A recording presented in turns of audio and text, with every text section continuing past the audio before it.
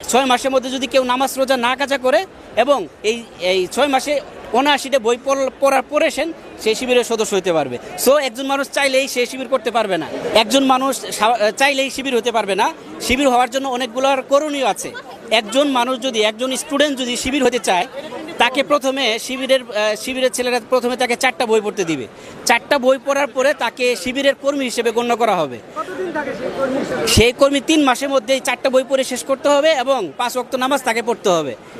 এরপরে এই শর্ত ফিল আপ করার পরে সে কর্মী হবে। কর্মী হওয়ার পরে শিবিরের দ্বিতীয় ধাপ হচ্ছে সাথী। এই সাথী হতে হলে তাকে 29টি বই পড়তে হবে, প্লাস কোরআন হাদিসের কিছু আয়াত আছে, এগুলো তারা ফিক্সড করে দিবে।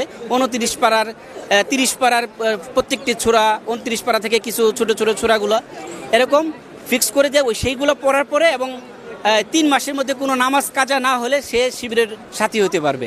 এরপর হচ্ছে শিবিরের সর্বশেষ ধাপ হচ্ছে শিবিরের সদস্য। শিবিরের সদস্য হতে হলে তাকে ৭৯টা বই পড়তে হবে। ৭৯টা বই পড়তে হবে এবং তাকে 6 মাসের মধ্যে কোনো নামাজ রোজা কাজা করা যাবে না।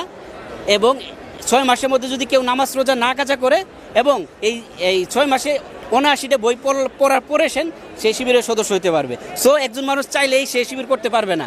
শিবিরেরা তারাই আসে যারা শিক্ষিত, মার্জিত এবং যারা ভালো মনের অধিকারী, তারা শিবির করতে পারে।